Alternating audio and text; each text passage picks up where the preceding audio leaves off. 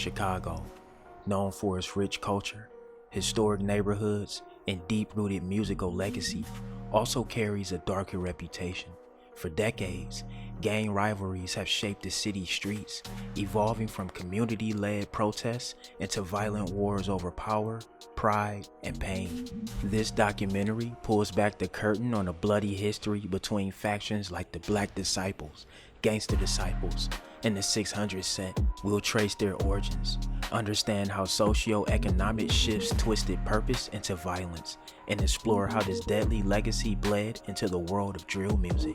This isn't just about gangs. This is about cycles, choices, and the sound of survival. So do you think that record labels have shied away from you and other people on Team 600, or like what's your experience been as far as the whole record label thing? Yeah, I think, hell yeah. Motherfucker got blackballed or something, you feel me? A lot of shit went fluky. And I don't know if they scared of the drill scene or how we coming or, you feel me? I don't know what went on, but I don't know. They be scared to fuck with like, they be scared to like fuck with us. But I be telling them like, we gonna do this shit anyway. I don't give a fuck if we stay independent. I ain't never was checking for no label, cause I've been doing this shit, getting money off this shit, like in the streets with this shit. I'm doing just as well as niggas who signed. Now, a lot of your fans wanted me to ask you about, Tay 600, that whole situation. The Tay 600, man, yeah, you already know, man, that nigga, he ain't right, man. The nigga told, man, he told on bro now. Some niggas ain't right, shit ain't right. You know how it be, you know what I'm saying? Your fans want to know, like, is he still 600 or is it like? Hell nah. Okay. That shit dead. So he's no longer around, he can't come around here? No. Go ask one of them that. Go ask somebody over there can take him over here. Go ask him. Just go over there and ask him. Ask him. Why you ask him? Damn, they're not, I mean. Y'all know what the beans is, man. Tay 600, is he welcome around here? Who is who? Tay 600. I don't know no Tay 600. Don't ask me, bro. Who is him? I don't know him. Who? That's not my homie. Can you define for us drill music? Drill music? Drill music is just basically like, it's just like, drill music is music when like, basically like, it's for like niggas who in the streets, like, you know what I'm saying? And they drilling this shit, they, you know what I'm saying? They on the hood, on the blocks, shootings and shit, you know what I'm saying? That's just what drill music is, just talking about all the shit you see around you, like, you know what I'm saying? Shootings, murders, all type of shit, like partying, living it up, life, cars, money, hoes, all that shit, like, you know what I'm saying? That's basically what drill music is. Mostly the violent part though, but you know what I'm saying? Like, that's basically what drill music is. Edai, man, I don't think he gets the credit he deserves.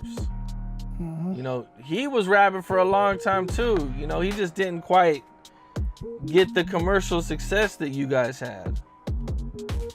But he really put it down, like, he put work in too. He put work in too for the. Another night in Chicago, another name added to the list. The city doesn't sleep, not because it won't, but because it can't. The streets are always awake, watching, waiting, and on the last day of July, they saw another one fall. His name, Corday Ely. His legacy, unmatched in the drill scene. His fate, sealed the moment the shots rang out. This is the story of Edai 600, the rise, the war, and the tragic end of a pioneer who lived and died by the very code that built him. This where I really grew up in the project 6217, Calumet building, really right down the street. But you know what I'm saying? I always, as soon as I moved out of there, I moved straight down here, you feel me? So I've been with bro them since goddamn about 9, 10, 11, 12. You know what I'm saying? We go back, way back, you know what I'm saying? Right. So when I stayed down here, but the projects were still up though, you know what I'm saying? I was still sliding to the projects. They still, you know what I'm saying? I'm still down here escalating with bro them. So when that go down all the way, you know what I'm saying? I was just down here cooling it with the gang, forcing them. It started like it always does. A police scanner crackles to life. Just another call, just another shooting. One victim down at 72nd Street and South Bennett Avenue. But the streets, they already knew. Whispers turned to rumors. Rumors turned to certainty. And soon, the world learned what the streets had already accepted. Edai 600 was gone. First, there was hope. A bullet to the back, they said. He might pull through, they thought. But hope is a fragile thing in a city like this.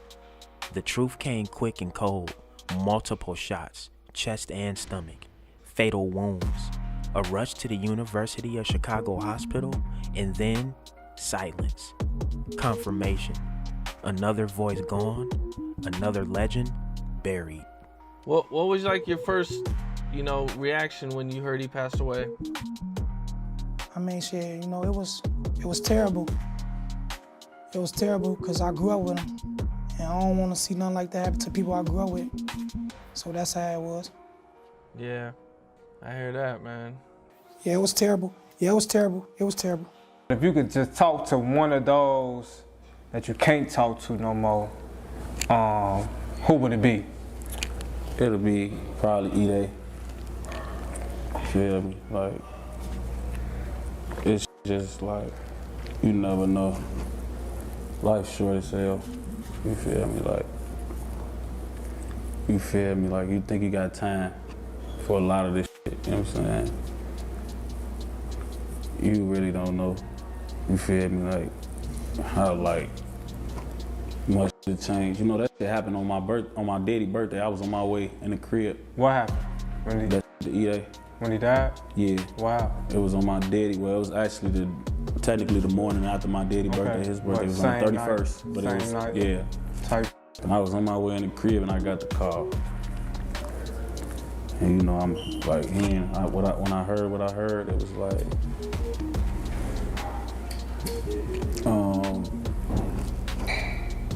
damn. Edai wasn't just another name in drill music. He was the foundation. Before the fame, before the recognition, before the world knew what drill even meant, he was already living it.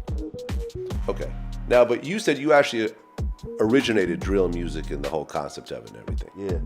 The term drill music, me and Edai one day, I called Edai, I'm like, Edai, bro. Like, you know what I'm saying? Like I said in the other interview, the word drill came from Pac-Man. Me and Edai, we actually started drill music. You know what I'm saying? We like, man, our music is drill music. You know what I'm saying? This drill music. We rapping about drilling, you know what I'm saying? Which is doing hits and being in the streets and really doing this and really living it. You know what I'm saying? Rapping about everything that we live in. Our life just, you know what I'm saying? No matter whatever it is, you know what I'm saying? Our music, drill music, you know what I'm saying? Post the king of drill, I ain't gonna lie. He started that drill rap shit in Chicago. Him and Duck, now, they came, they was going back and forth with that shit. But Coop started that shit on Stig. Anybody know, everybody in Chicago know. Yeah. They didn't give Bo his props like they was supposed to, but it is what it is. We know what's up. It wasn't just music, it was real. The war, the bodies, the bloodshed, everything he rapped about was everything he knew. 2013, a Zach TV interview. Gunshots in the background. Edai doesn't flinch, doesn't stop, doesn't even turn his head. Because in his world, bullets are just a part of the conversation. He had seen it all, he had done it all, and he survived it all, until he didn't. His war with FBG Duck was legendary.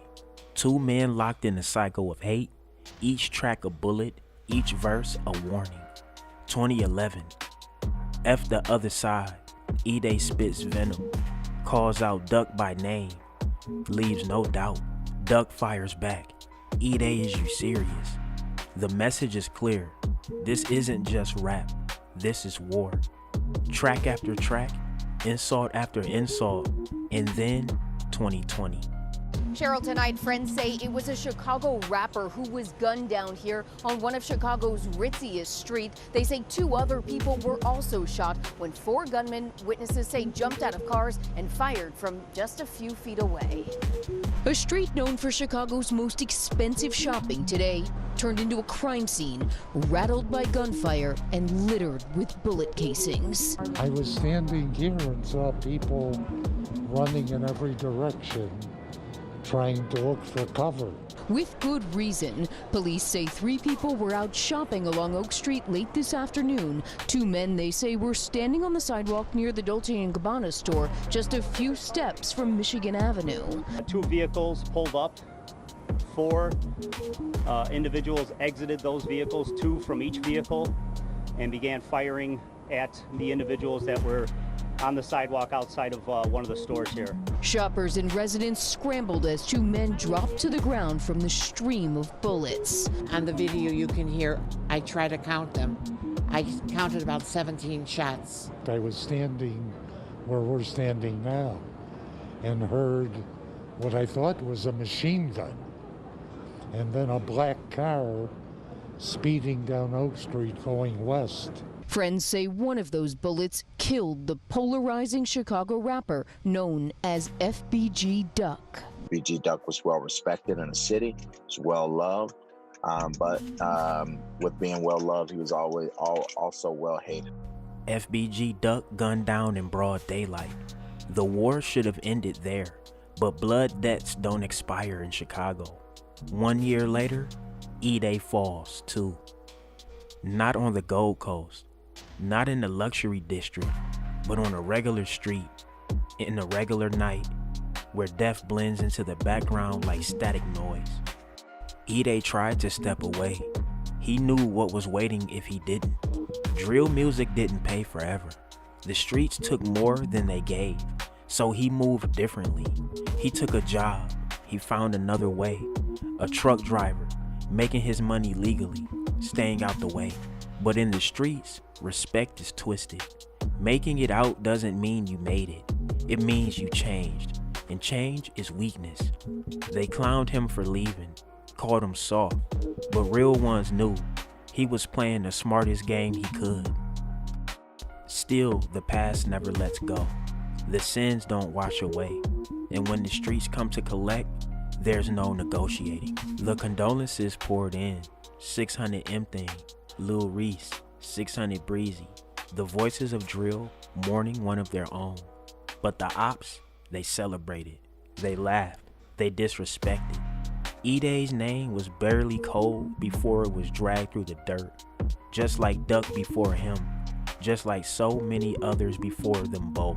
Another death, another diss track, another cycle that won't break. And the streets, they just keep watching, waiting for the next name to fall. Look around. Every name that built drill music is either dead, in prison, or running for their life. They lived the lyrics. They became the stories they told. And now, they're either 6 feet under, or staring down decades behind bars. But man, since I did just get your, name, Mr. School with your brother, right? We talk about your blood brother, right? Edai, like you said, definitely one of the founders. And when I first started doing what I do in this music, Edai was one of the very first people I even got in tune with, But talk to us about your brother, man. That's your blood brother, like your mother's son, right? Yes, sir. We both got the same mama and the same daddy. We both grew up with me too in O Block, high in that building. You know what I'm saying? The original founder of the record label, Team 600. He's the original founder. One of the talented out the rap. You know what I'm saying? The most talented out the rap. As far as bars and stuff like that, the drill music and stuff. But bro was he was real thoroughbred. You know what I'm saying? I love bro so much. I miss him too. You know what I'm saying? Unfortunately, I couldn't get to go to the funeral, but through the furlough funeral, through the video visit and stuff. So you know what I'm saying? I got to see bro and the original founder of the drill music for sure. Yeah, man, we out here, man. You already know what it is, man. You know how we rockin', man. Gang. In the cut, man. Big shit. So lit up. Pick up. Zip up. Bite.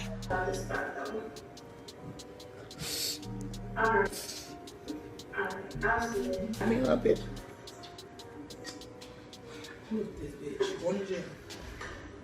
Free to God. Who got that smoke? I need to smoke. That steak. Smoking these dead bitches. Yeah, gang with me, bitch. Gang with me.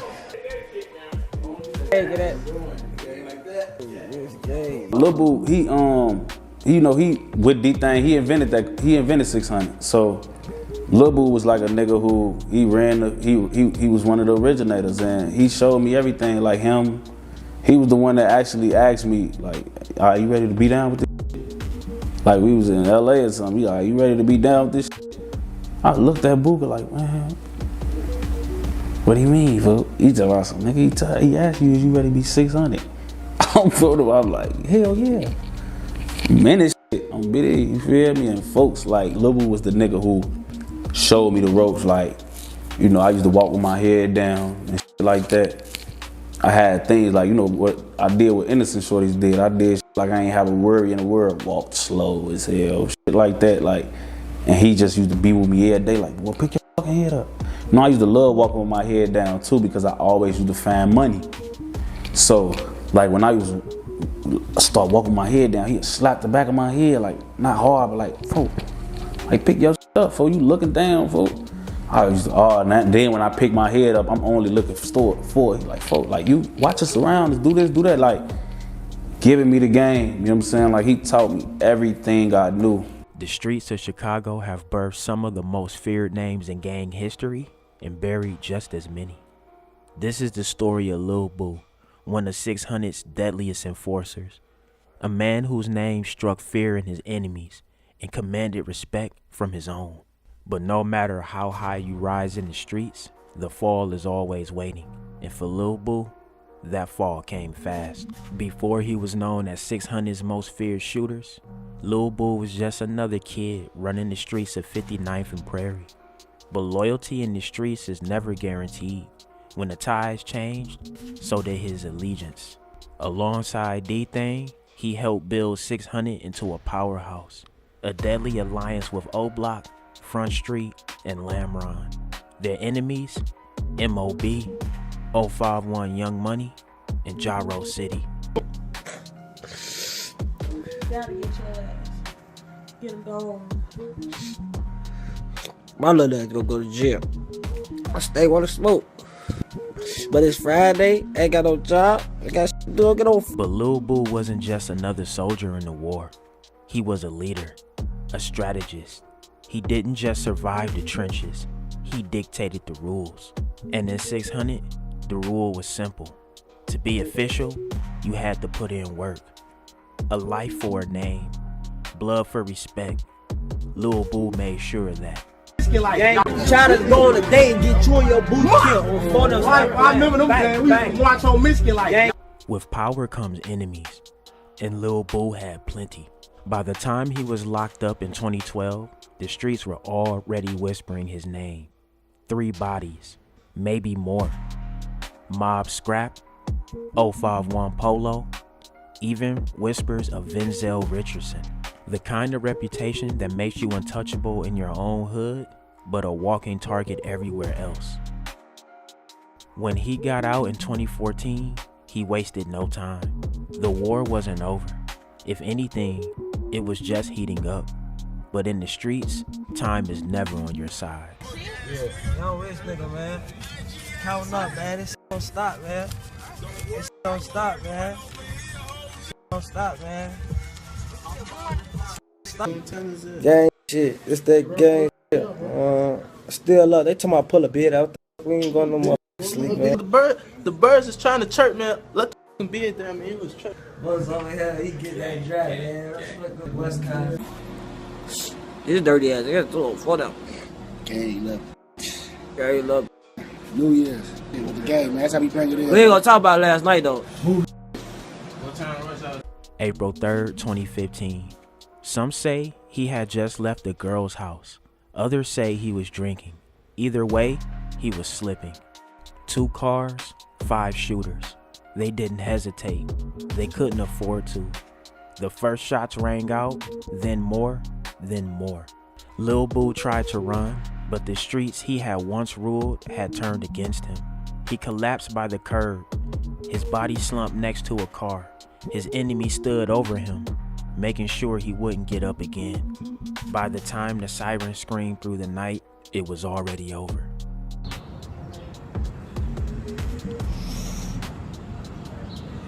Long live King Lil Boo, bro. I'm out here. I ain't going nowhere, period. What the bro? Damn. Man, 600 ain't terrorized nobody. Edai fat ass ain't never did none of his life. Mimo 600 ain't never did shit. Fucking 600 Breezy ain't never did shit. Savage from 600, what the fuck he did besides playing the TV reality show? You got Rondo, Cdai, they ain't for killing a cab driver. So we gonna call them the cab killers. What the fuck they terrorizing, the innocent? I don't know. It's a 6-hour documentary, though. I'm just saying, gang. It's a 6-hour documentary. I'm just saying, only motherfuckers locked up for some valid is fucking D Rose, and he ain't even do it, gang. Yeah, the story has been circling around that D Rose is there for something he didn't do.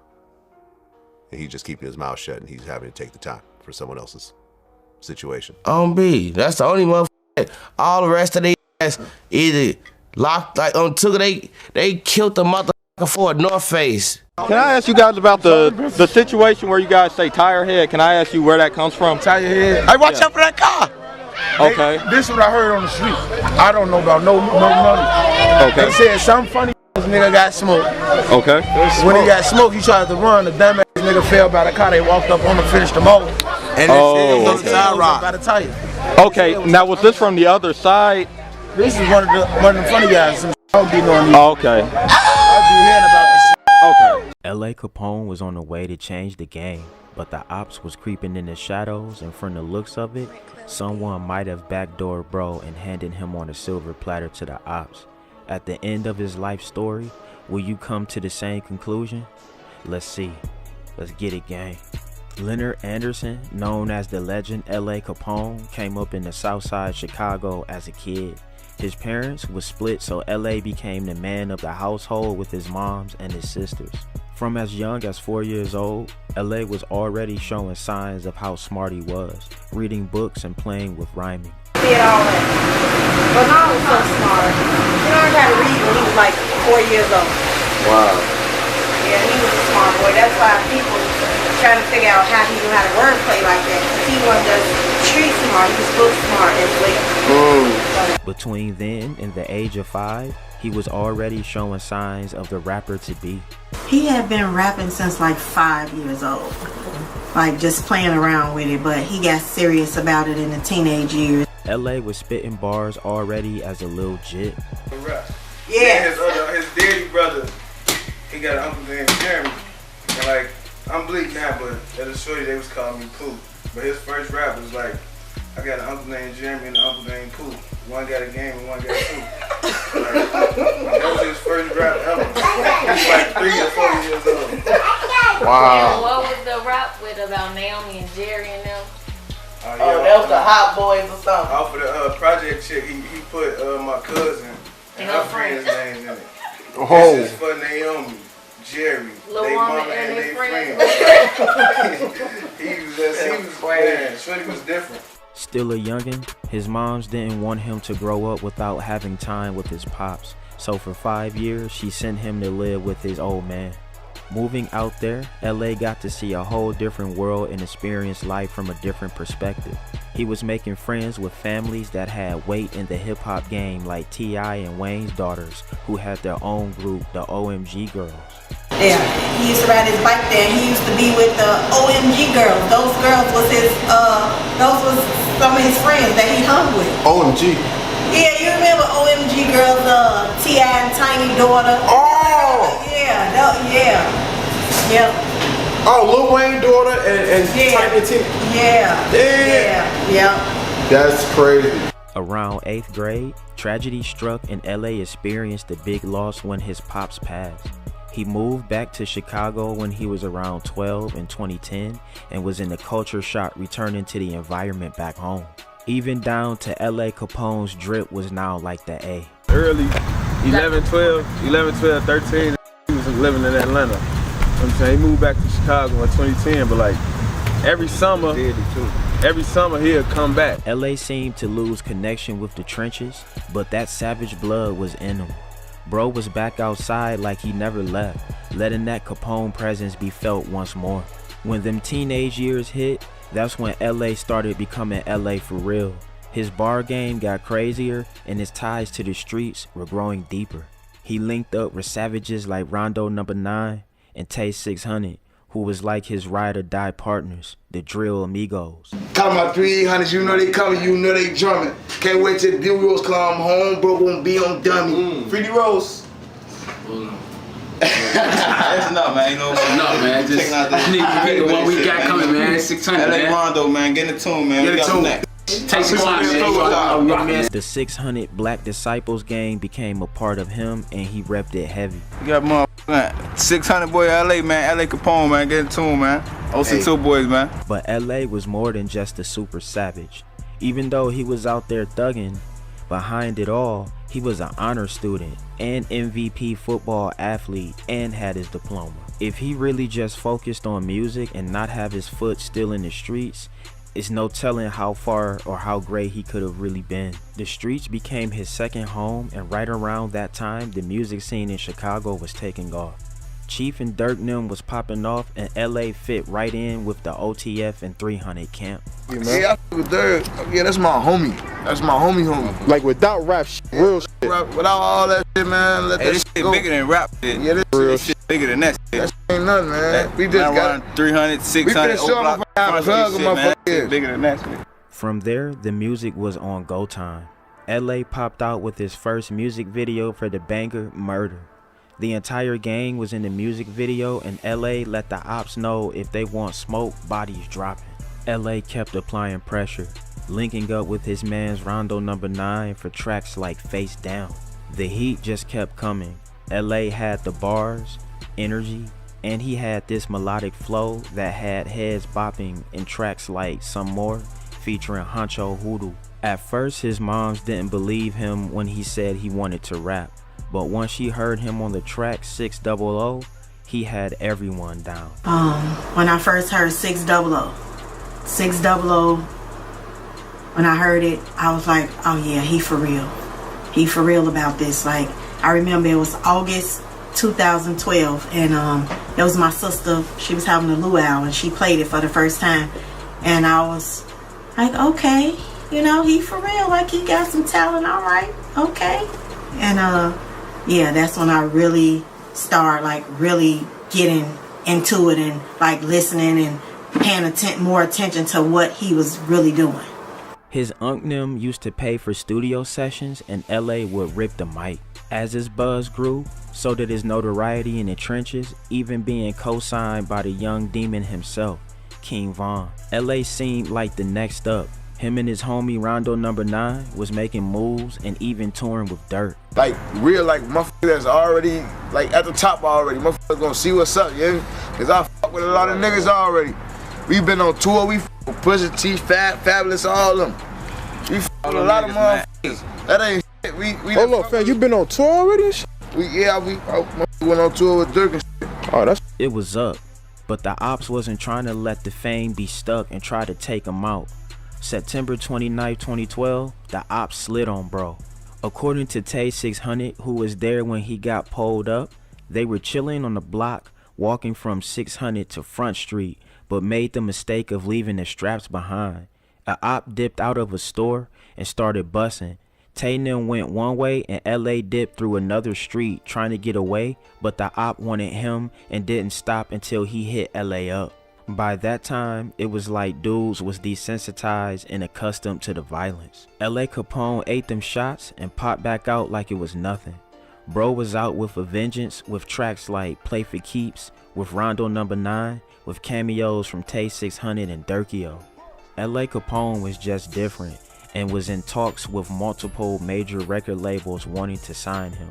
Was eerie about what happened next was that he had a conversation with his mother about moving to Atlanta because T.I. was talking to him and was interested in signing him to Grand Hustle, and also had other label meetings in the works. Us talking and him asking me, Mom, how you feel about moving to Atlanta?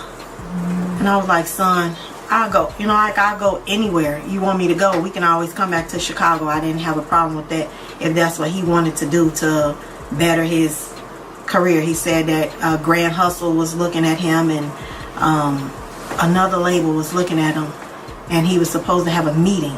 LA never got to have the opportunity to see where those meetings would have taken his career, because the time on his life was about to come to an end. September 26, 2013, LA Capone went to his court appointment to get probation for riding in a stolo with the squad. His mom spoke with him and got the breakdown of how court went, and LA went to the studio after. Morning, he had court. He was with his friends. They was in a stolen car or something, so he was going to court for that they was about to sentence him to probation that day. And my daughter had like a conference at school, so he went to court with his friend and his mother. And I took my daughter to the conference or whatever. So I talked to him at the court, and he told me what happened. And I went on about my day. I went downtown. He went to the studio as usual, but he went early in the daytime. That was earlier in the day, but LA went to another studio later on, and that's where tragedy struck. I didn't see him anymore. I talked to him a couple of times, and then he went to another studio session where he was, shot at when he was coming out of there. But that particular studio was giving vibes recently that fell off, but they recorded there before, so they didn't think anything of it.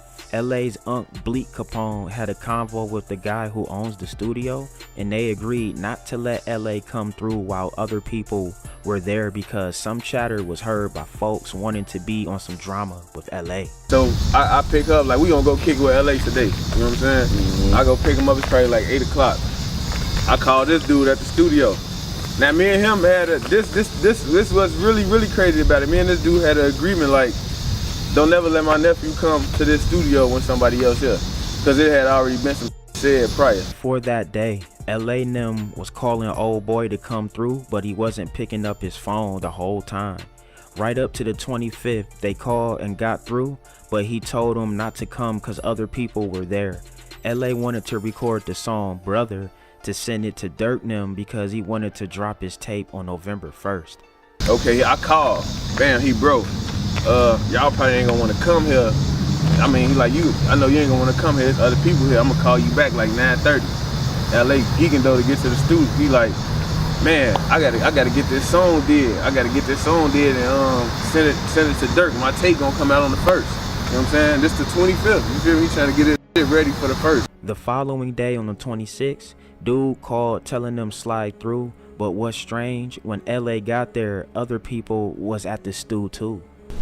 my brother said that LA had been calling the guy trying to get an appointment at the studio. He hadn't been answering for weeks. Then all of a sudden this day you decide you want to let him come to the studio and record, and there's somebody else in there, like. And then this happened. Yeah. LA told Bleak after he dropped him off that there were other dudes, so it may not be the best place for Bleak shorty to be. I was gonna go to Hottie studio with him. The nigga, he go upstairs. He up there for like 15 minutes, got me just downstairs waiting. I'm like, damn, bro, what's up? You ain't gonna call and tell a nigga? He like, oh man. Now he tell me like, it's niggas up here. Like, you probably don't want to come bring the little chick up here or whatever. You feel me? He like, I'm just gonna call you tomorrow. LA finished recording and went out the back. LA then went down the stairs and walked down the alley. Just record. This is gonna be a hit song, man. You recording? Right here, these are the steps of the studio. LA got killed coming out of this door right here. The back door of the studio, one room. He had got finished recording. Brothers stepped down these stairs and walked into that alley right there. And that's when it happened. Man. As LA was walking down the alley, his homie JB Bin Laden was on top the stairs and saw the ops creeping up and tried to warn LA, but they already got the drop on him and shot him 2 times. One of the bullets reopened his old wound around his leg area where the first bullet was still lodged and the blood was gushing. You know, but I told you we went to court. We went to court the day that he got killed. That day we went to court in the morning. So you was actually at the same studio too? Yeah. At that? Yeah, I was there. So what happened? Like, when did y'all end up separating? We ain't not really separate until he walked off the porch. So when the actual shooting occurred, like you was still in the area, or you found out afterwards? So you was on the court? Taking man, like lurking, you know? Yeah. But it's basically like, was you close enough to hear what happened? Yeah. His homie would rush to his side as LA was losing hella blood on the floor. And it's like LA knew this time he wasn't going to make it, cause he said the words, "Bro, tell my mom them I love them. I don't think I'ma make it." Everyone was rushing to the hospital. Dirt, Tay, everybody. The hospital was about 200 strong. That's the kind of love LA had in the streets. Were you shocked when you heard that he had been shot again? Yeah, I had been shot because I thought like, you know, like I wasn't even aware where the he was at. Like I didn't even, when I heard he got shot and where and how, like when the shit finally started, like, what the because like me and LA, like the thing was like we kind of called each other about a lot of shit, especially shit that was unsure. You know what I'm saying? Like if we didn't really know the total outcome of shit. I remember one time he had caught a case, and me, I was kind of in and out of the juvenile system. And him, like, as like far as just going to the Audi home. So when he fake called a little case, folks calling me, asking me what's gonna come with this and what's gonna, you know, like, shit like that. And I'm like, you know, just telling bro, like, so if he like unsure, like he went there without a pipe, without knowing what was really like up to the place and people over there. And if he would have called me, I would have told him, like, nah, let's not do it like that. Or let's not go without this, or, you know, let's just like, let's be smarter. You know what I'm saying? And when I found it out, it was like, I was shocked, because I'm like, what the fuck was he even over there doing? What was going on? You know what I'm saying? Mama Capone and everyone else wasn't really bugging at first, because the first time LA was hit, it was all smiles and bro acting normal. So everyone was thinking this time it was the same. I was in the house, me and my daughter, and she told me she was hungry, and we walked to the restaurant. This restaurant, I've never been there before. It was my first time going there. We walked, and as we got to 71st Street, I looked to the left. I saw police sirens, you know, like, and I'm like, man, something happened down there on Stony Island. I looked to the right, it's sirens down there. Something happened down there. I said, Dad, somebody gonna got shot on both ends. But not thinking nothing of it, you know, got her cheese fries. We went back home. When I had left my phone, and when I got back home, I had like 7 missed calls from my friend. And I called her back. She told me that somebody had called her and told her that he had been shot and to call me. But he was alert, you know, he was woke or whatever. So I'm like, okay, well, I didn't feel nervous or anything. I just got in my car and went to the hospital or whatever, and I got there, and I still didn't feel nervous. So I didn't feel, you know, like I didn't feel nervous at that point. But the scenery this time started to look different. Homicide detectives were there asking questions and all that jazz.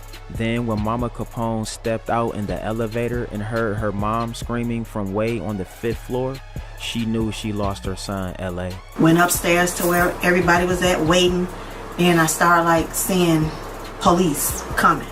He had been shot prior, the year before. No police, no nothing. This time it was like police in suits and all that, so it started making me feel like something, like a worry inside of me. I said, well, my niece was there, she wanted some donuts or something. I said, I'm gonna go downstairs and get her some donuts. And then I remember going down to get the donuts, and then I was at the elevator, and I heard my mother yelling from the 5th floor. I heard a scream, like a loud screech. I'll never forget it. Like she was hollering to the top of her lungs, and I was just like saying to myself, like, oh my God, you know, like, oh my God, I know what that meant, you know. And when I got up there, they was just all over the floor screaming, hollering, and they said that he was he had died. The news messed everyone up. Mama Capone had to step away because it was too much for her to even begin to process or accept. They lost LA. I don't know, it did something to me. It just like made me shut completely down. they were all up there screaming, hollering, crying. I just got back on the elevator and I went back downstairs because I didn't know how to like process it. I couldn't process it in my head. Like I know it happened, but I just didn't want to face it or realize it, accept it. And I stayed downstairs for a long time. And then when I finally came back up, they told me that I couldn't see him. It's heartbreaking hearing his mom talk about seeing him on his deathbed because she recalls tear marks by his eyes, and she was wondering if bro tried calling out for her when realizing he wasn't going to make it. So they left, and they finally let me see him. And it's just like, to see your kid like that, that's a whole nother, man, it's something that you'll never forget. And then being a mother, I always think about it like he had these dried up tears in his face, like he was crying, and I just can't think of nothing but he was crying for me. Like he wanted his mama. Every kid wants their mama when something going on with them, you know? That's your first thought is, oh my God, I want my mama. And that I just couldn't think of nothing else but that. That can't be easy for any mother to stomach. That's what these youngins now that don't even live in the hood fail to understand when they're promoting the gang life.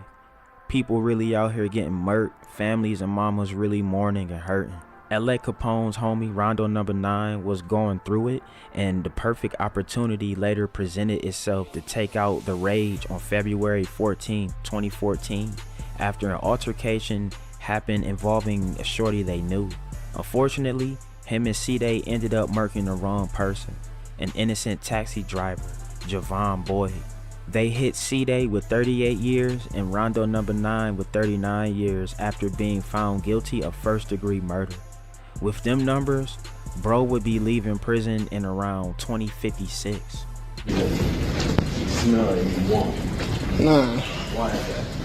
Get a good picture on, that's all. One of the buddies from the neighborhood. The ops thought they had won, but cops arrested 3 suspects for the hit on LA Capone's life: Michael Mays, Miko Buchanan, and Seiki Hardy Johnson, aka Lil Mick. All 3 hating on LA Capone's shine was found guilty and sentenced behind bars after they turned snitch when seeing that they weren't even going to get out. They ratted on each other, stating who was the driver, the hitter, how they got the straps before going to the studio, waiting in the car while watching LA get murked, everything. The judge dropped 45 years on Buchanan, hit Mays with a 24-year combo, and Lil Mick won the biggest prize, a 60 years. Details would reveal that the hitters were affiliated with 051, rivals of 600, and they murked LA Capone in retaliation for their fallen comrade 051 Fathead because Capone was alleged to be involved in Fathead's hit. LA's legacy lives on in his friends, fam, and his posthumous tapes Separate Myself and King LA that keep his impact on the industry alive. LA Capone had just celebrated his 17th birthday a week before he got shot. He would have been there right next to Dirk Nim with Mama Capone seeing her son be great, but the street stole that from her and him.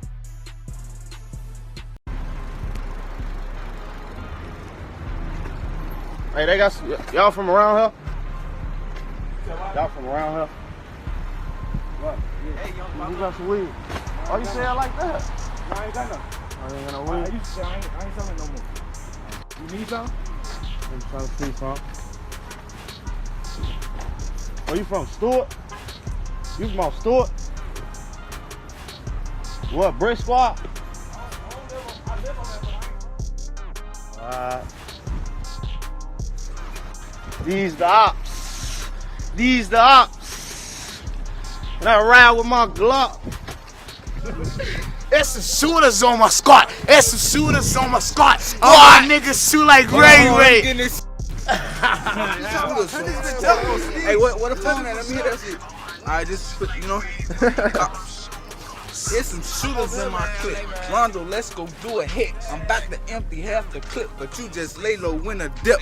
You know they always be running. I'ma catch him every rip. He talking sick. It's hopping towards this way. He came from the hollow tip. Division 9 Sergeant Rudnick, badge number 3254, continuing the interview on the 27th of February at 18:53 hours. Sir, state your name and ID number for the camera. Michael Wilson, 2017, 1221, 051. Man, LA, we trust, you know? You know, it's like shit, you know, back, you know? Ain't going nowhere no time soon, you know? Get to this paper, you know? Known for the double murder of 2 women, McAdoo 600 has been involved in a lot of legal troubles. He's rumored to have over 5 bodies, but was only arrested for 2. He was a stand-up member for Team 600. Macavella Sampson was sentenced on August 14th. In February, the rapper entered a not guilty plea to 12 felony counts, including murder. Although he was initially charged with gun possession, the accusations were then upgraded to murder. I can never win fast squat, but I'm for real. My On Steve, cause it's in there, back in No, the it's side. not. On Steve, it's You gotta drop. That's my 20 on Lizzie. This a brand new 20, bro. You want shit in my Yeah, yeah. Come on, man. You just picked up the 10. Come on, bro. That's my That's not something that I got put that Alright, that's gonna be the first one again. Hey, this cabin. That's why I don't shoot dice. He was a member of Team 600, which was created by Edai 600, who was said to be the quote-unquote creator of Chicago drill music. Okay. Now, but you said you actually originated drill music and the whole concept of it and everything. Yeah. The term drill music, me and S-Dot one day, I called S-Dot, I'm like, S-Dot, bro. Like, you know what I'm saying? Like I said in the other interview, the word drill came from Pac-Man.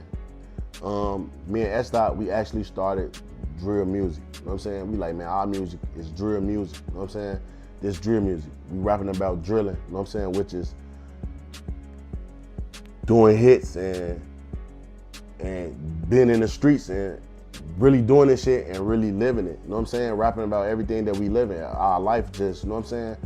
No matter whatever it is, you know what I'm saying? Our music, drill music, you know what I'm saying? Team 600 is a fierce set that were allied with Team 300 from O Block, but both groups are from 2 different areas. McAdoo was one, if not the top shooter from Team 600. His name stood for Macadooya, and he never hesitated to shoot. Team 600 has notable members like Edai 600, Cdai 600, 600 Breezy, Mimo 600, Rondo No. 9, and LA Capone. Their entire team was known for shooting, and they had no problems living up to their reputation. This happened after Juliette Washington and Janane Dole passed away in 2017. At the time of their demise, the 2 were 41 and 32 years old, respectively. At 10:30 p.m. on June 28, 2017, at the intersection of Wabash Avenue and Garfield Boulevard in Chicago, the prosecution claimed that Sampson, aka McAdoo 600, and his accomplice Kevin Brown, aka Lil Scud, drove up in a sedan behind Washington's car. With firearms in hand, Sampson and Brown then approached Washington's car. The mother of 2 was shot 14 times by Sampson. Dole, a mother of 3, was shot 8 times by Brown. Sampson and Brown were arrested after being followed by a driver who was at the crossroads. Furthermore, Brown and Sampson's DNA matched what was found on one of Washington's car doors. The 2 shooters were shown on video evidence as well. During a court proceeding, the prosecution also disclosed that Sampson made 15 calls to a person who was charged with aggravated battery against Dole, one of the gun victims. In the end, Sampson's call recipient was also found guilty. So he was fighting a double homicide for allegedly killing some chicks? Yeah, the truth gonna be the truth, man. And all y'all who behind the scenes who truthfully just wanna let this madness run and y'all gonna look at me and say that I'm snitching. Well, look, we are agreeing with death. They already, so you remember the time that I told you, I I would have gotten shot. No, like, I don't know if I would have died, who was to know? The day that Oogie got shot, the day that Capone got killed. That day happened because some girls stayed on our block. And, you know, we knew them, and they were the ones who set up that day.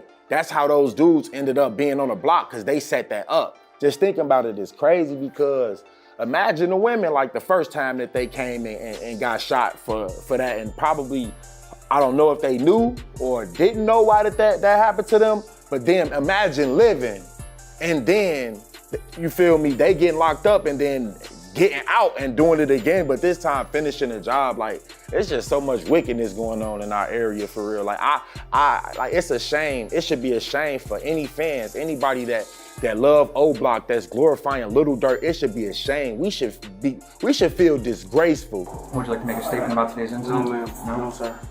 No, sir. My bad. It's crazy. Anyway, okay, just hold on 1 second. I don't know if there's a little Bible or something. I'm just gonna leave this out there for now.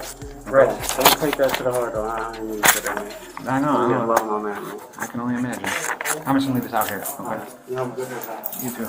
Let me get a chair.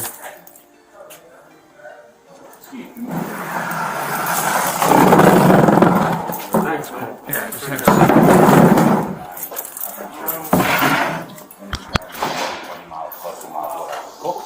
A year-long Injustice Watch investigation into deaths at the Cook County Jail reveals the lack of supervision. 18 people died while incarcerated at the jail in 2023, the most deaths at the jail since 2013, when the daily population was twice as high.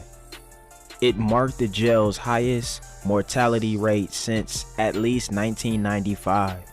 According to an Injustice Watch analysis of public records and historical jail death figures compiled by University of Illinois researchers.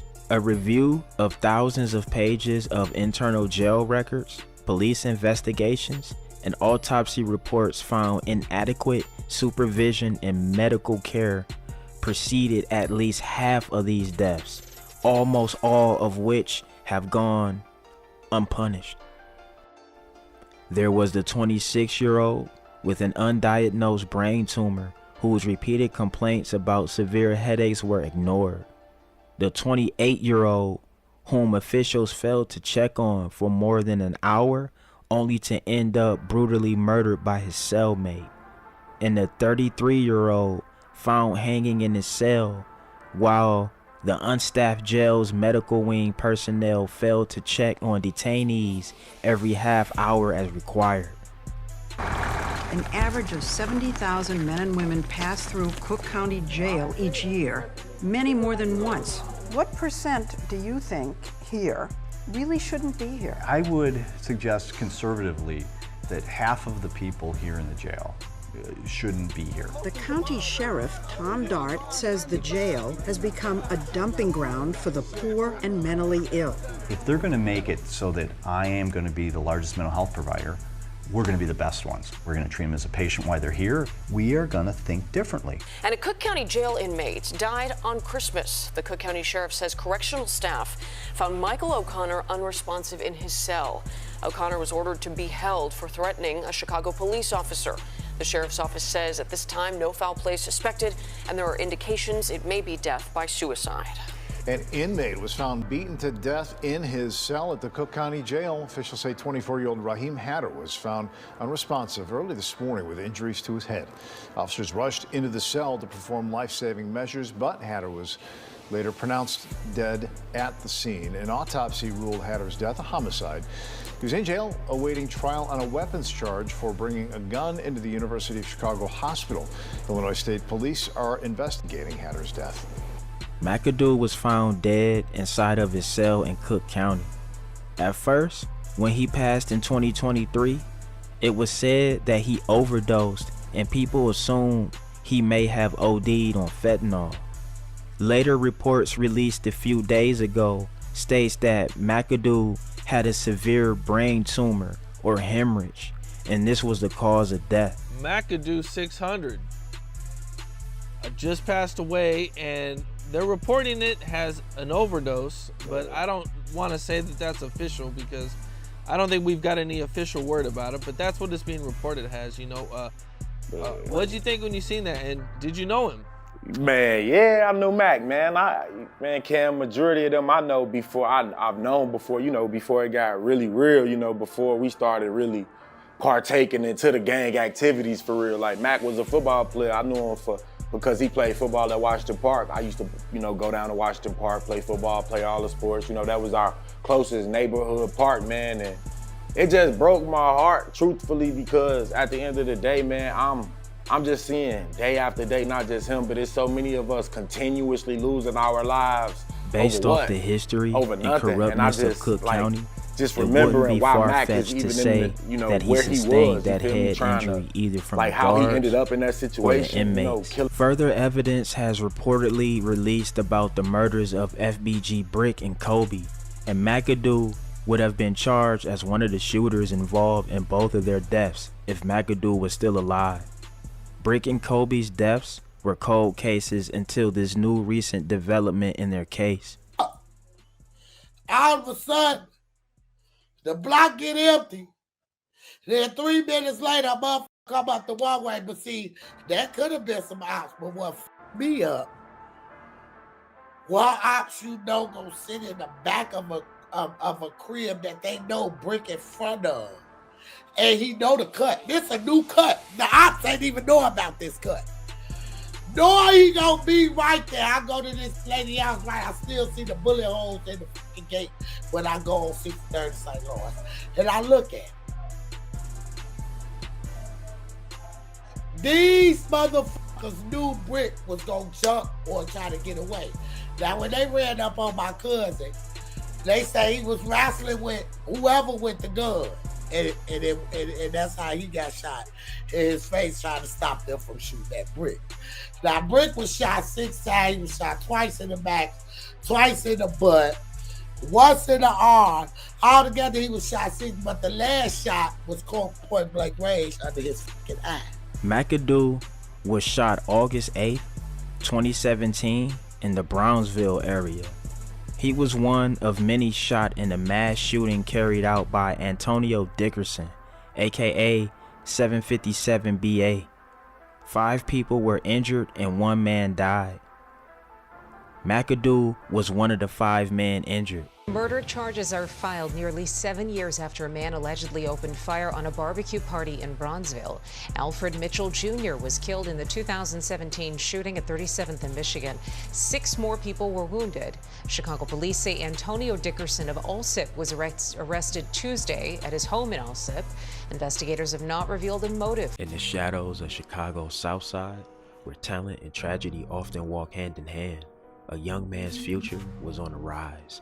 Until one moment changed everything. It wasn't gang warfare. It wasn't a setup. It wasn't even personal. It was random. And yet, it shattered lives. This is not just the story of a murder. It's the story of what could have been. The unraveling of a rising star and a quiet man who crossed his path at the wrong place at the wrong time. Armour Square, just a few blocks south of the U.S. Cellular Field, February 2014, the cold grips the streets. Javan Boyd was parked, engine running, waiting for a fare. He was a part-time delivery driver, working extra hours, trying to build a better life. His fiance was expecting him home that night, their daughter just 11 years old. What happened next wasn't supposed to happen. Not to Javan, not here. But as fate would have it, he was about to become part of something he never signed up for, a story that wasn't his.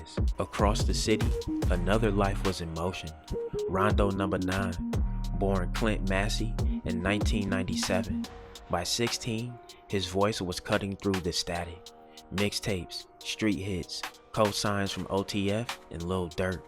Songs like Play for Keeps and Get Some Guap were racking up millions. Rondo wasn't just another kid from the block. He was next, the face of the new generation of drill. He had the swag, the fan base, and most importantly, the escape. But on February 21st, 2014, just 2 days after releasing Real Nigga for Life Part 2, that escape slipped away. my son, man. I'm gonna teach you how to be a real savage, man. You wanna be a real savage, bro? Wow, bro. These little savages, man. You are real. I'm teach you how to be a real savage, man.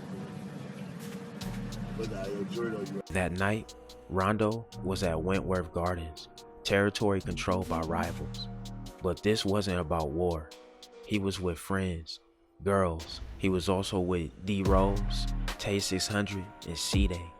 Then things spiraled. A fight broke out. Shots were fired. No injuries, but tension lit up. The girls who were with them called frantic. Meet us at Wendy's, they said. The boys got in their cars. 3 vehicles, heading back towards the scene. Retaliation? Maybe. But what's certain is the decision that they made next will haunt them forever. 38th Street in Princeton. They spot a car parked near the curb.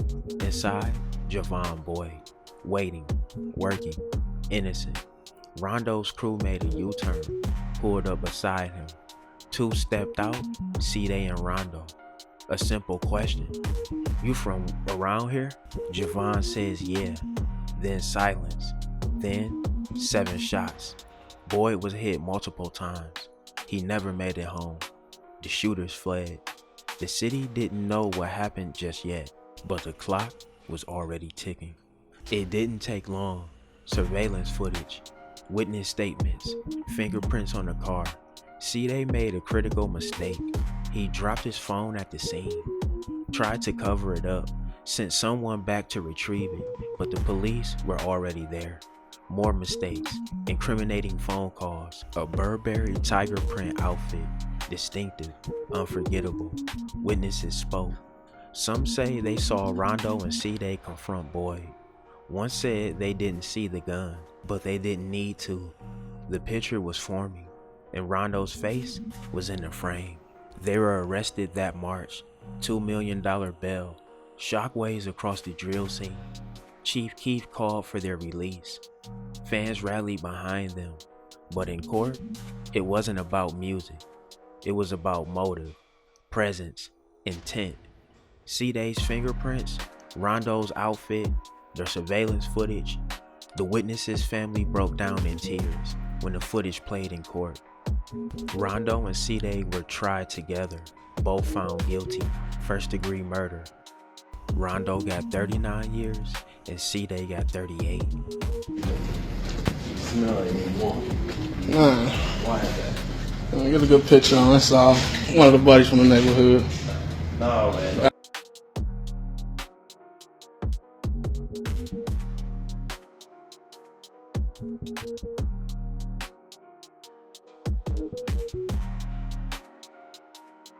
Oh yeah, bro, you already ate. I'm funny, you know what it is, man. You know, motherfucker just, you know, get this little shit together and shit, man. You know, motherfucker get back. You know, it's a lot of good news going on. They don't think you finna get back when I be sitting on my page. They just think I just be talking. Oh yeah, I'm bored that time. You know, it's finna be getting into that time, man. You know, OTM finna be, you know, getting in the man on phone up. The motherfucker do get that. I just know this shit. I don't do this shit. We was destined for this shit. On phone up. That's all I think about, like. Damn, bro, like, when the motherfucker get back, it's gonna be like crazy, crazy.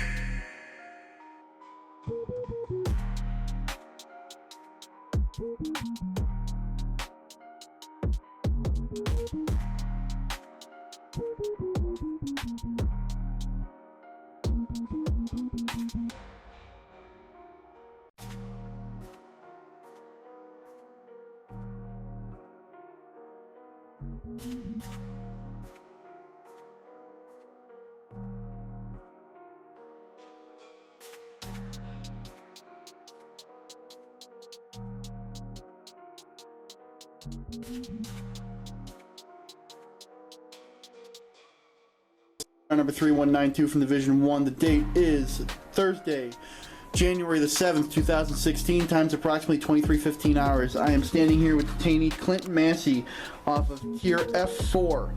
Mr. Massey, would you please state your full name and ID number for the camera? Clinton Massey, 2015-0218-244. Mr. Massey, a short time ago you were involved in an incident up on F4 where you refused to lock up. Is that accurate? Yeah. Would you like to make a statement regarding what happened up on F4? No, I'm straight. Okay. Mr. Massey, would you like to sign yourself into protective custody? Hell no. At this time, Mr. Massey, would you please bring your attention to the document you and I discussed off camera a short time ago and confirm that it is a PC refusal form?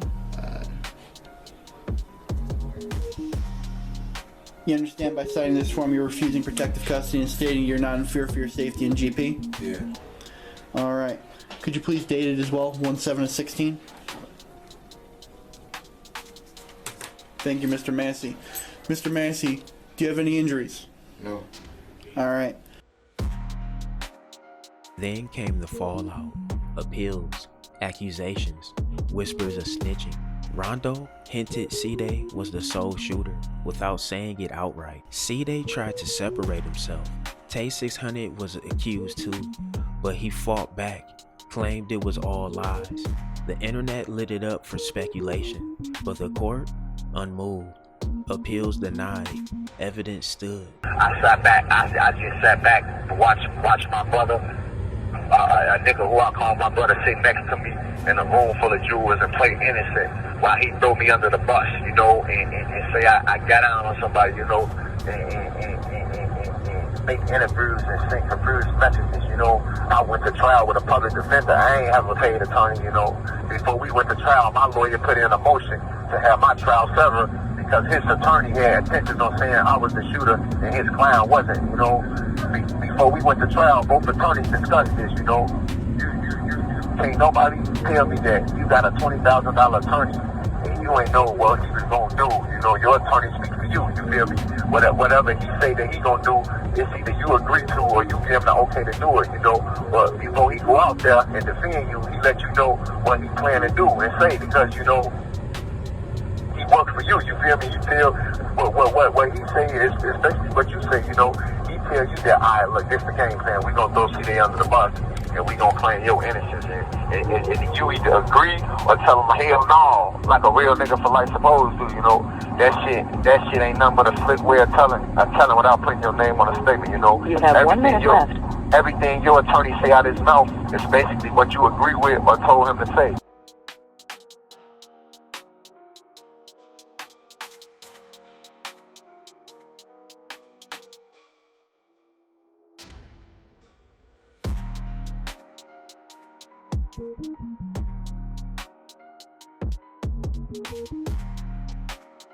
There was a video that just came out, and Rondo number 9 in prison was sitting at the same table as L.A. Capone's killer, 051 Lil Mick. 051? Yeah, 051 Lil Mick. Did you I know ain't Lil gonna Mick? lie, like, yeah, I know Lil Mick. I was just on deck with Lil Mick too before, like, the last time I was in jail. Right. Me and Lil Mick was just on deck together, like, shorty just trying to come home. You feel me? He was a kid when that shit went on.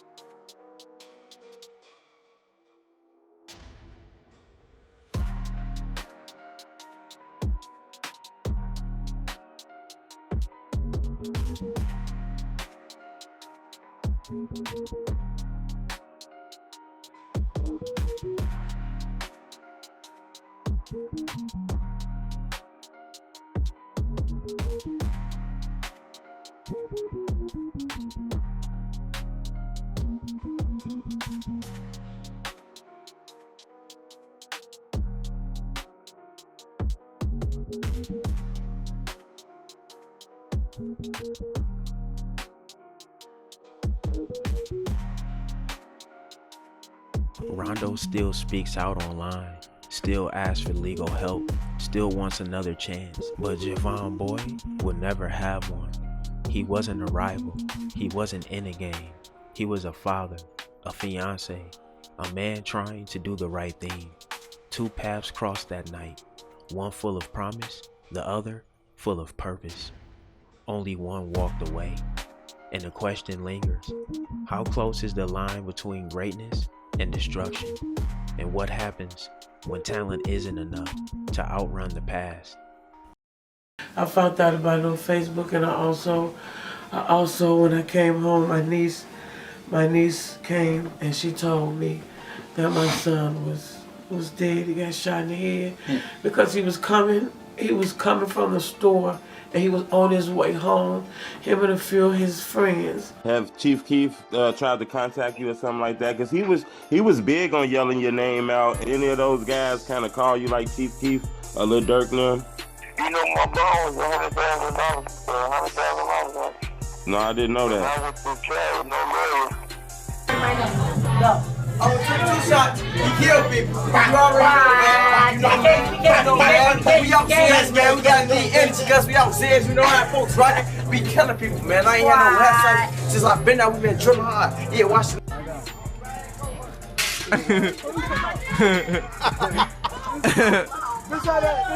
What the count here?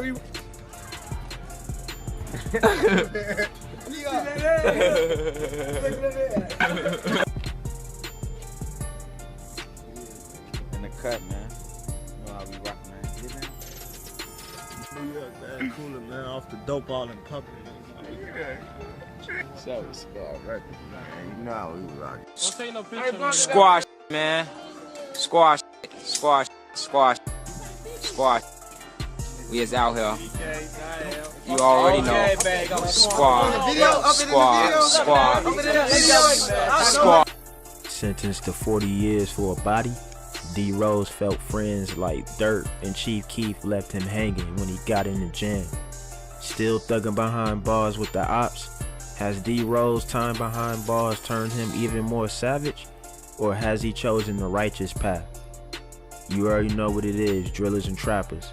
Let's get into it. You know how I'm walking, man. It's D Rose 600, man. Follow me on Instagram. Speed Drive D Rose. You know, niggas know how I rock. You know, shout out all on my blocks. Folks don't know how I'm rocking. I'm just, you know, trying to be a real nigga. It's hard. It's real hard, man. A lot of niggas. We just gonna get our shit together, the whole squad, the whole game. You know? Free all the gas, rest in peace all the gas.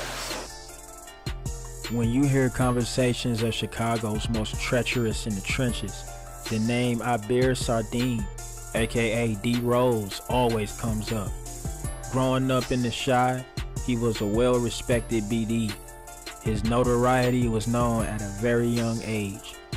He was a young OG and he was cool with many sets. /1B. I have detainee Abir Sardine, booking number 2014, seal 610159. Detainee Sardine, tell me what happened up there. I don't know what was happening. It was just a fight. Would you like protective custody? No, sir. Would you like to press charges against the other detainee? No, sir. Are you affiliated with any gang?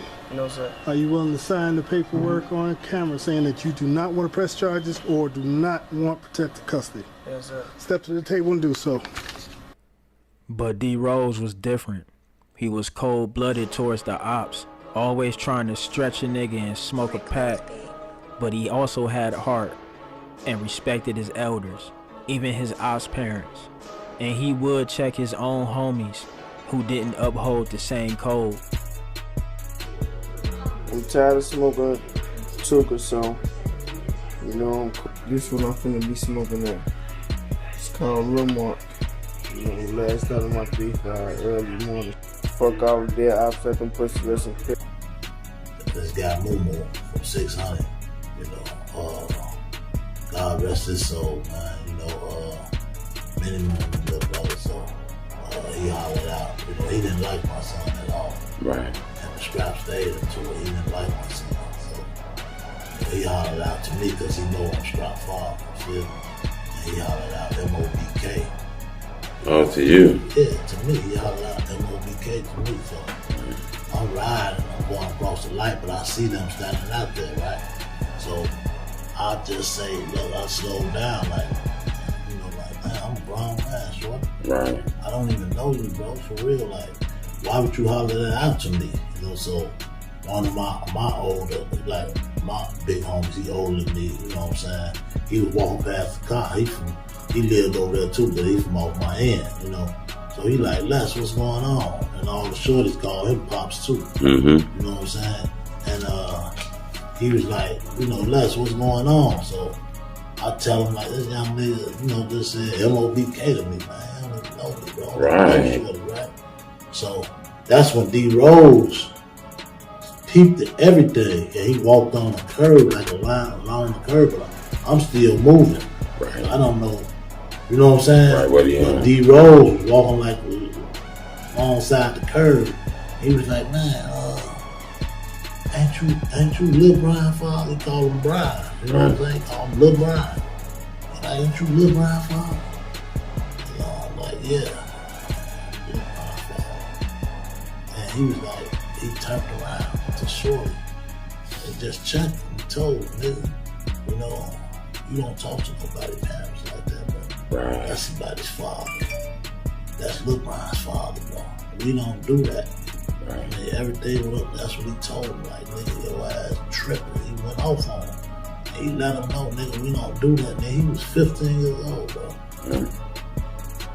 So my man T, my homie TC, he ain't say nothing. Shorty came in and took over. He just checked, you know, like that's a little boy. He just checked him, man. Like, stop playing with people's parents, bro. Right. We don't do that. You know, that's one thing. That's why I saw like, oh yeah, so he got a lot of respect for his elders. Right.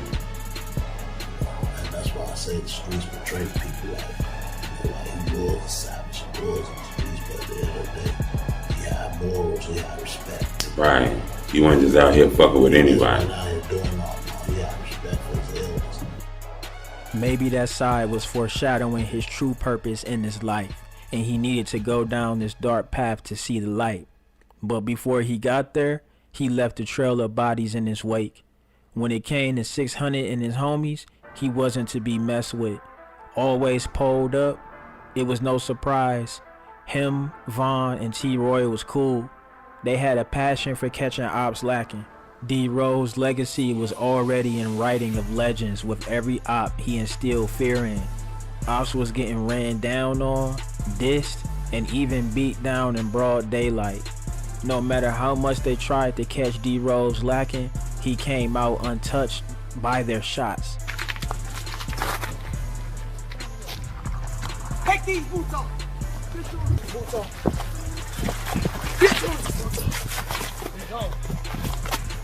Boots off. Still out, man. These bitch ass niggas just shooting up my leg, man. It ain't shit, man. We still up on this L block. Late night, me and Maintain. You know, they was just shooting at our legs on King David. It ain't no shit. D Rose was a problem for the ops, and no matter who it was, from Tuka, his brother Lil Mart, right to Lil JoJo, D Rose was smoking on everything that disrespected his gang. Fuck Tuka, fuck Duggo, fuck Junebug, fuck JoJo.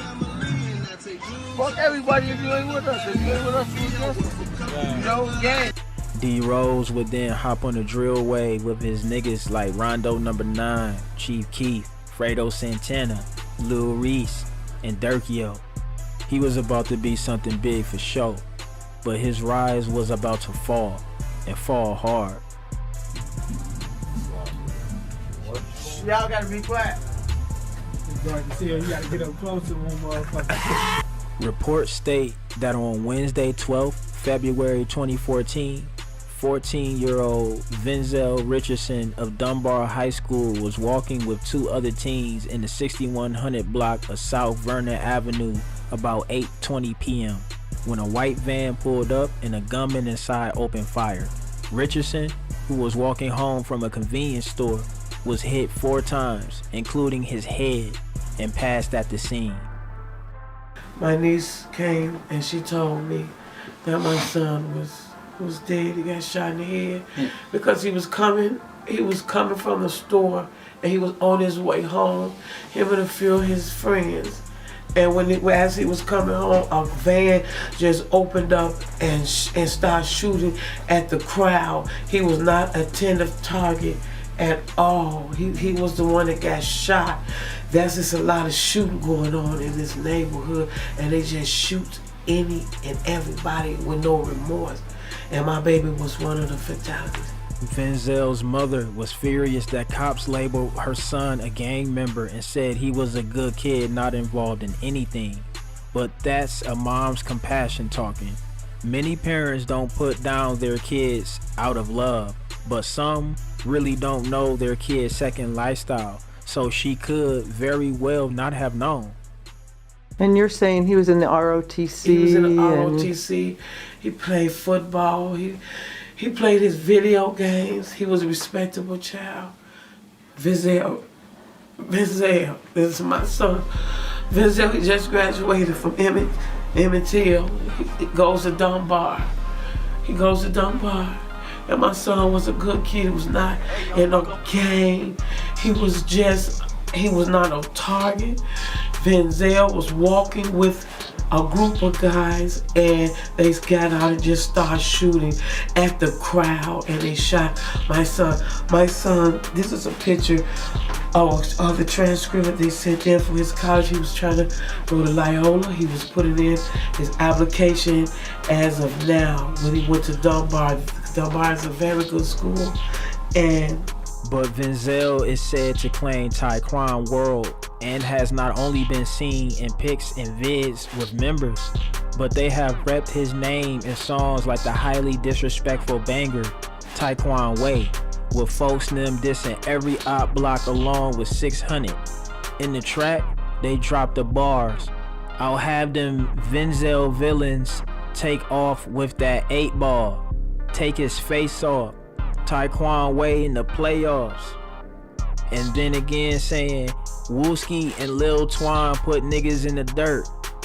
007 put all that work. Nina flirt for Vinzel. We are super turned. In a rare video, Vinzel, or Big V as they would call him, can be seen in the blue striped shirt dissing BDs by cracking trays in the hood with the gang. D Rose would get hemmed up as the one that pulled the trigger taking Vinzel's life and was arrested but cleared. But the cops wasn't letting that slide and doubled back after D Rose was pointed out in a photo lineup by an eyewitness as the hitter. D Rose was found guilty and sentenced to 40 years for the body. With his sentence, the harsh realities of what he was facing behind bars began to be exposed. D Rose was fighting for his life and lost. And according to an exclusive 2018 jail call interview he did, he revealed a fallout between him and his homies Chief Keef and Lil Durk, who he feels abandoned him in his time of need. If Keef and Durk reached out to him while he was locked up, D Rose responds saying he went to trial with no lawyer and sat with a $100K bond for 3 years. So that's self-explanatory with how they left him hanging. Have Chief Keef tried to contact you or something like that? Because he was big on yelling your name out. Any of those guys kind of call you like Chief Keef or Lil Durk them? You know my bond was $100,000. No, I didn't know that. In another jail call where he freestyled, he again spoke on the situation rapping, "Niggas left me hungry with no lawyer." That's I tell you, niggas left me hungry, no lawyer. Billa said ain't no more niggas 100 or 2 quarters. Some of his people were outraged at Keef and them for how they did Rose after everyone was shouting him out in songs as Trench Brothers. D Rose has always said he's innocent and he was falsely imprisoned. Him and his people felt a certain type of way that he was left to fend for himself with his case. King Von would later check someone in the comments speaking on the situation, stating that he's handling D Rose's lawyer. So he probably heard about D Rose sitting there and stepped in to provide help. Sadly, it was too late because D Rose lost that trial. His troubles behind bars didn't end at fighting his case. That was only the beginning. D Rose now with 40 years ahead of him, had to thug it out to survive. That was right up his alley anyway. That only made things worse, it seems, because documents hit online showing that D Rose was using an inmate as a punching bag, hitting him multiple times in the face, then stomping him out, causing injuries to his face. That incident got D Rose under the spotlight for the law to try to add on more charges for his reckless behavior. D Rose was still D Rose, whether in the trenches or inside a cell. 2019 would come around and more reports would pop on the popular urban news platform like Vlad TV, stating D Rose appealed his sentence and it was denied. D Rose was trying to gain back his freedom and prove his innocence, but the court wasn't having it. His homie, Tay 600, would do an interview calling possible cap on the reports of his appeal, stating he spoke to his fam and they said the appeal didn't begin as of yet. Telling people, motherfuckers is getting smart out here. People make what they want to make up, bro. Like, and that's why I say I get right to the source. Like, the shit that I read was real thorough. It looked like legit. You even had legit, bloggers and sites posting it. But from what I was told from his people, his family, his immediate family, it's not true. You know what I'm saying? And I feel like it would have been a little too quick anyway. The process, if anything, would have just started. It wasn't, from what I was told, it wasn't true. One other important thing Tay 600 let out the bag no one knew was for the first year of his sentence, D Rose was in segregation, meaning he wasn't allowed to do any activities or interact with other inmates. She told me, his appeal never even got started yet. D Rose was in a situation where it was like he had caught a lot of time and said he was in segregation. And he ended up doing a lot of time and said, I think he went to Pontiac for like a year. And you don't get to talk on the phones or none of that in there. You only get to have, conversate and contact through letters. And one reason for this could be due to being labeled as a danger to other inmates. And this ties in with his altercation where he beat the brakes off another prisoner. So this could be why he got that time in seg. D Rose was having a rocky start to his sentence. Still, when coming to his appeal, there's been debates on whether or not he lost. That's until what appeared to be official documents surfaced breaking down his case in detail.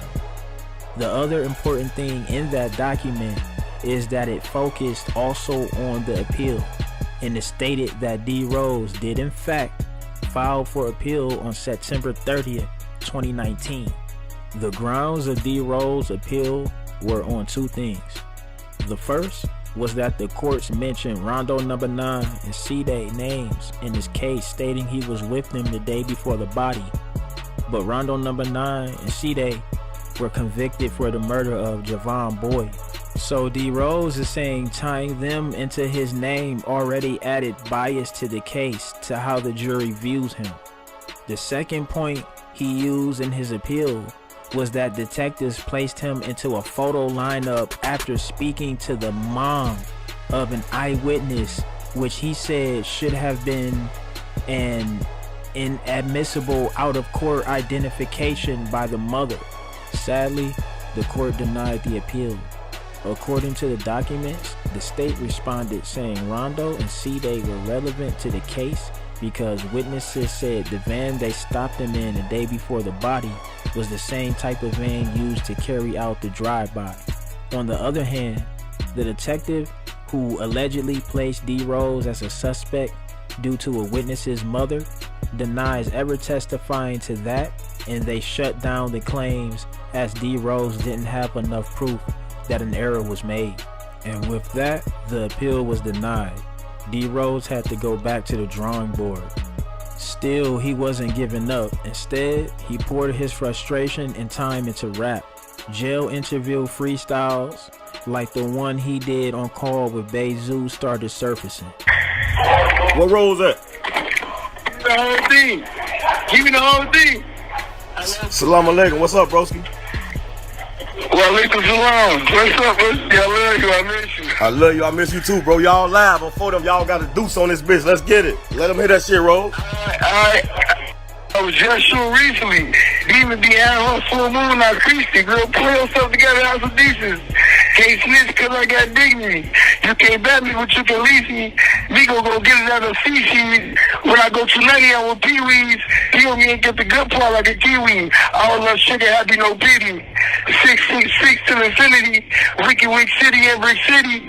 Jackson grew at this tower originally. I don't want to talk to her eating. D Rose wasn't just rapping for rapping's sake. When asked in another jail interview if he plans to drop any heat on the streets, D Rose, he was starting to do something productive with his time. But that didn't mean the prison wasn't on his head. Pause. Turns out, things were bad behind the walls with D Rose and them. One of the guys told Bezu on a jail call that they couldn't reach out or call because the prison is having them on lockdown, treating them unfairly. What, y'all just on lockdown or something? Why the fuck y'all ain't been calling? Y'all was on lockdown? Hell yeah. Bro, we been on lockdown for a month, bro. On Nick, bro, that's why I hate being down here, bro. They be caging us in, bro. They be caging us in, bro. Like, real, bro. Like, man, this shit be fucked up down here, bro. Things seemed like it was just going downhill for D Rose behind bars. But in December 2020, something amazing happened. D Rose hopped on a jail interview on Black Dawa Network and YouTube channel, and his first words to the interviewer was of the Muslim faith. Assalamu alaikum, brother Abir. Walaikum salam wa rahmatullah wa barakatuh. Happy to be on with you. Now many rappers claim to be Muslim, so maybe he was just behind bars reading and educating himself on the faith. But in a later jail interview in January 2022 on the same platform, he came on and recited what I assume is a Muslim prayer in the language of the Muslim faith. That shows that he really is changing. D Rose was dedicated to doing and being better. Doubling back to his 2020 interview, he flipped the script, talking to rappers about the real op, the white supremacist, and vowed to dedicate his new path to doing good and leading the change to breaking the supremacist system and spread love to broken gang cultures like the one that molded him. Probably need me to speak on it and others like me, like with the same amount or more power to speak on white supremacists being our real op. Like, and that's really our only op. Like, guys that we go back and forth with in the streets, it can stop. It can stop, man. We just gotta put our energy into that. And our money and everything, just everything that we do. White supremacy, man, is all around us, like the systemic racism. Like you see it in jail, like, man. D Rose really grew up and matured and found his spirituality. When asked about the passing of his homie King Von and about revenge, he did the opposite of what we normally see portrayed in music. D Rose spoke from the heart, telling Dirk and everyone revenge isn't the way because it only pushes more hurt and to spread positivity and be better, be good. My people just look like what do you mean? They just have people view me as like D Rose, like he bad. This way he gon' want revenge, and this, then the third, like hell no, I don't want revenge. I don't want revenge. I don't want them to. Whatever happened. Just like let it go, because it's like you just gotta put your pride to the side. People say money is the root of all evil. I wouldn't say money is the root of all evil. Like just things like money and pride take a big part to all evil. What would you say to someone who told you, man, you're not trying to get, revenge, for King Von, and that's soft, that's weak? Because it's gonna set our people back. Like, you know how people look at Chicago, not even just me, just our people in Chicago, period. Like, we just known for drilling and like just being vindictive. And it's like, man, it gotta start somewhere. From the rise of drill stars like Chief Keef and King Von, to the downfall of young talents like Rondo No. 9, this story reminds us that in Chicago, fame and fatality often walk side by side. Behind every viral track, there's a deeper reality, one of loyalty, loss, and lives cut short. As the beat goes on, the cycle continues. But maybe, by understanding the roots, we can begin to change the ending. Alright y'all, there y'all have it, man. That's my Team 600 documentary. Hey, get in that comment section and let me know what y'all think. You already know what it is, drillers and trappers. We out here trapping and drilling 247. Don't go nowhere. Watch that next video. Gang!